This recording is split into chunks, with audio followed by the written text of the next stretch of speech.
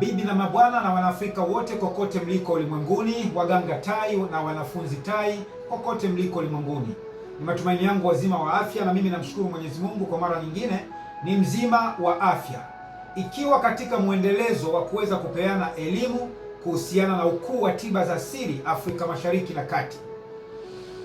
Awali ya yote, kwanza ndugu zangu, kabla sijaingia kwenye somo langu la leo, kwanza naomba nitoe tahadhari kuhusiana na mamluki ambao wamekuwa wakishambulia klipu hizi huko TikTok na kuweza kuandika namba zao za simu wakijinasibu kwamba wao ndo wamiliki halali wa klipu hizi au wao ndo kina Mkalimalela Herbal Clinic. Kuweni makini sana na matapeli hao wa kimtandao ambao wanachukua klipu hizi huko TikTok za elimu kwa lengo la kuweza kujinufaisha. Yaani wanaweka namba zao za simu ionekane kwamba wao ndo wamiliki wa hizi klipu na wao ndo kina Dr. Riziki. Kuweni makini sana na watu hao. Namba zangu ambazo unaweza ukapata fursa ya kuweza kuniandikia maoni yako au ushauri wako kuhusiana na masomo haya yanayoendelea, namba ni zifuatazo. Anza na alama ya kujumlisha 255 66 04 0056. Hiyo ni namba ya WhatsApp ambayo inapatikana kokote uliko ulimwenguni. Ukitaka kuweza kunipata kwa WhatsApp, tumia hiyo namba hiyo.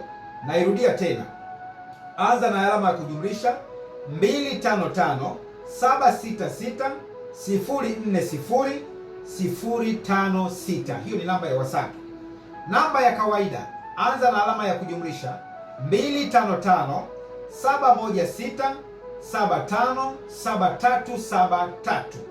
Na kwa nchini Kenya, anza na alama ya kujumlisha 254 759 514 100. Hizo ndio namba halisi ambazo unaweza ukanitafuta na ukanipata kwa ajili ya maoni yako na ushauri wako kuhusiana na hizi elimu tunazozitoa. Kwa kweli makini sana kwenye hilo. Sasa moja kwa moja niende kutoa somo langu la leo au elimu yangu ya leo, na hii elimu hii nahisi itakuwa ni faida kubwa hata kwa madaktari wenzangu wa tiba za asili. Mbele yangu hapa nina usembe. Mbele yangu hapa nina usembe. Huu usembe mnaouona hapa, kameramani naomba wasogezee kamera yako, wasogezee waweze kuona huu usembe na faida ya usembe huu. Usembe mnaouona mbele yenu hapa, huu ni usembe. Wote huu ni usembe, aina moja, wote huu. Hata huu wa kwenye chungu pia ni usembe, na huu ni usembe.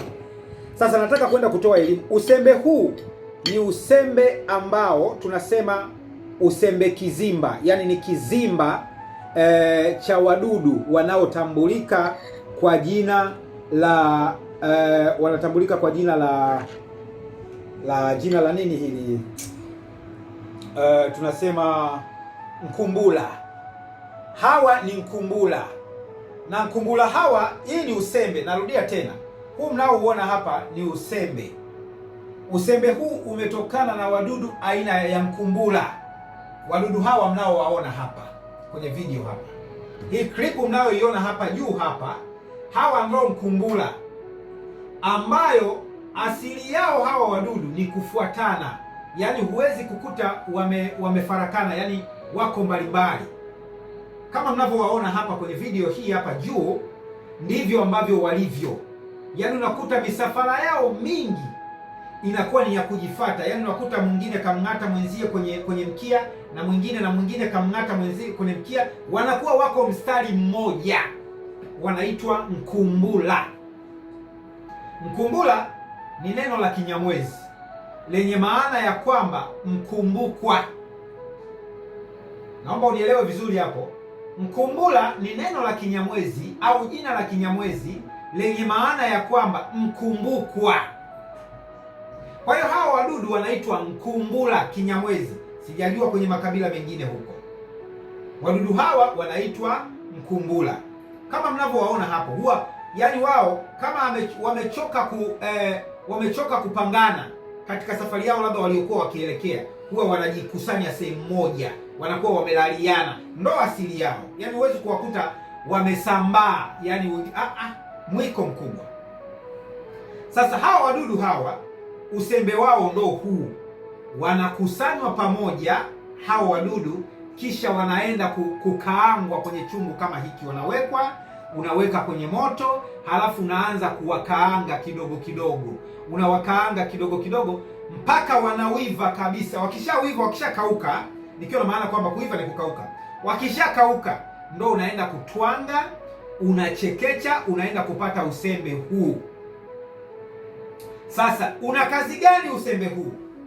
Kama ni wepesi wa kuweza kufuatilia yale masomo yangu ya nyuma, juzi kati nilikuwa na somo na kama hujawahi kuliona, nilikuwa nasema kuna somo fulani hivi, nilikuwa nafafanua dawa aina ya nsamba. Dawa aina ya nsamba ni dawa zinazohusiana na mambo ya mahusiano, mapenzi na kadhalika, kuimarisha ndoa, vitu kama hivyo. Tunaita dawa ya nsamba, dawa ya Kisukuma au dawa ya Kinyamwezi. Nilikuwa naitengeneza, natoa elimu yake nafikiri juzi kati tu hapa, hata wiki haijaisha. Sasa katika hiyo dawa niliyokuwa naiandaa, kizimba chake ndo kizimba cha wadudu hawa mnaowaona hapa, wanaitwa mkumbula, ambao ndo usembe wake huwa hapa. Sasa asili ya wadudu hawa, namna ambavyo huwa hawaachani, ndo tunaenda kupeleka kwenye tafsiri ya hiyo dawa ya mvuto, dawa ya kupendwa, dawa ya kuto kuachana, dawa ya kukumbukwa, tunaenda kuipata kupitia kizimba hiki hapa. Kwa hiyo unapoandaa ile dawa ile yoyote ile ya mvuto ya kupendwa, changanya kijiko kimoja ya usembe huu wa mkumbula.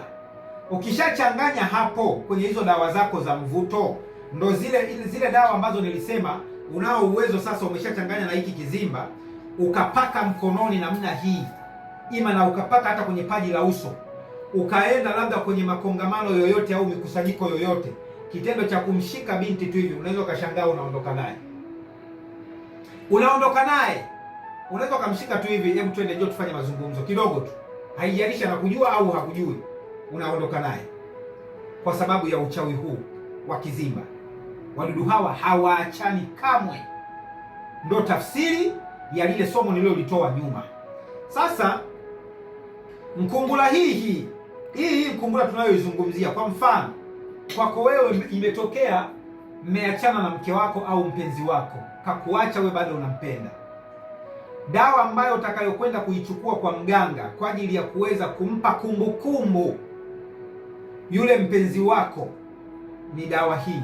Kizimba hiki kinaingia kumbula, unaichukua kidogo, unaichanganya na dawa za kuchoma, alafu baada ya hapo unaenda kuchoma kwenye kibatari au hata kwenye moto, lakini ni nzuri zaidi ukachoma kwenye kibatari. Kibatari ni nini? Wengi mnaweza mkaona kwamba labda kibatari ni kitu gani. Kingekuwepo hapa ningewaonesha, lakini hata nitoe tu mfano. Ni taa, zile taa za kizamani, sawa? Taa za kizamani inakuwa kama hivi, hapa panakuwa na utambi, umeme hamna zamani, stima, unatumia kiberiti kama hiki, ukienda vijijini bado zipo hivi vibatari, unaweka mafuta ya taa, unawasha namna hii. Sasa ukiwa na kibatari kama hiki nyumbani, unachukua hiyo dawa yako ambayo umepewa na mganga, ambayo ina mchanganyo huu wa mkumbula, unainuia hapa kabla hujawasha kibatari chako, unainuia, mimi fulani bini fulani, kuanzia leo na kuagiza wewe mkumbula mwenye tafsiri ya kuweza kukumbukwa, kanikumbushie huyu mpenzi wangu fulani, kuanzia sasa awe mwenye kunikumbuka mimi, usiku wake wote uwe wenye ndoto dhidi yangu, yaani ndoto zake zote za usiku aniwaze mimi na anikumbuke mimi. Ukishanuia hayo manuizi hayo, hiyo dawa umeshanuia, ndio unachukua sasa kibiriti chako, unakiwasha namna hii. Ukishakiwasha namna hii, kile kiberiti umeshawasha, inawaka kiberiti, kibatari chako sasa unaenda kutafutia sehemu na kiweka. Hakikisha kisizime mpaka asubuhi. Mfano umewasha labda saa 2 usiku au saa 3 usiku, basi usikizime mpaka kesho asubuhi saa 12. Okay, unaweza ukakiweka hata kwenye ndoo ambayo iko empty, unaweka humo kwa ajili ya kuhofia upepo usizime. Kwa hiyo utafanya zoezi lako leo, Utafanya zoezi lako kesho mpaka hata siku 14. Ndoto atakazozipata kule na misukosuko atakazozipata kule na kumbukumbu atakazozipata kule kuhusu wewe, utashangaa. Yaani unaweza ukashangaa hata kama usimpigie simu akaanza kukusumbua kwenye simu, hata kukujulia hali. Unaweza mkawa hata miezi 6 mjawahi kuongea, haijalishi kule kashapata mpenzi mwingine au hajapata. Utamtesa kupitia hii mkumbula, utamtesa mpaka atachanganyikiwa kupitia hii mkumbula. Kwa hiyo ndugu zangu, hii ni moja ya faida ambayo nawapa mkae na kuijua. Na hata zile dawa za limbwata zile, mara nyingi dawa hizo huchanganywa pia na kizimba hiki, ambacho sasa unaweza ukapaka kwenye zakari yako au kwa bibi kama ni mwanamke, wakati mnaingiliana na mwenza wako asikuache. Yaani ikawa ni hivi hata kazini, na inaweza ikageuka kuwa kero. Huko kazini ameshakupigia simu, unaona ameshakupigia simu huko kazini kutaka kujua unarudi saa ngapi. Yaani inakuwa ni kero. Unaweza ukamwacha nyumbani, lakini bado akawa ni msumbufu, anataka atoke na kila mahali, kama namna hao wadudu wanapokuwa wanafuatana. Sasa hii faida nimeona niitoe kwenu ninyi wanafunzi na madaktari wenzangu, ili mpate kuweza kujua wadudu hawa sio wageni kwenu. Mkumbula hawa sio wageni, na hawa wadudu mara nyingi huwa wanapatikana nyakati za mvua. Yaani mvua wakati zinaenda kuishilizia, na wao ndo wanajitokeza wale wadudu. Sasa mara nyingi huwa nikipata bahati na wavuna tu wa kutosha, napata kama hivi. Huu mchanganyo mnaouona hapa wote huu tulivuna tukapata kama ujazo kama wa lita 4. Huu wote tulipata wadudu lita 4. Halafu wakaja wakakaangwa vizuri, wakakauka, wakatwangwa, ndio tukapata usembe huu. Na wakaange kwa manuizi. Na unapotengeneza dawa yako, nenda katengeneze dawa yako kwa manuizi, ili dawa iende kafanye kazi vizuri. Usifanye dawa yako pasina kuweza kuinuia, unapoteza muda. Nuia dawa yako, ijue inaenda kufanya nini. Nishawahi kutoa mfano nikasema hivi, wewe nikupe saizi ya 10,000, nenda sokoni. Unaenda sokoni kufanya nini? Na sijakwambia ukanunue kitu, si utafika usimame tu. Sasa kama utafika usimame tu, mimi kwamba hujui cha kununua, lakini nitakapokuambia nenda sokoni kaniletee maembe, nenda sokoni kaniletee nyanya chungu, utaenda ukafanya hivyo. Vivyo hivyo hata kwenye hizi dawa, kwa sababu zinakuwa zinamilikiwa na ulimwengu wa roho. Dawa hizi zinamilikiwa na ulimwengu wa nguvu za kiroho. Kwa hiyo lazima ujenge utamaduni wa manuizi, ni jambo muhimu sana. Kwa hiyo ndugu zangu, kwa leo nimeona nishare na nyinyi klipu hii kwa uchache sana kwa ajili ya faida. Asanteni, sitaki kuwachosha. Tukutane katika vipindi vingine. Asanteni sana.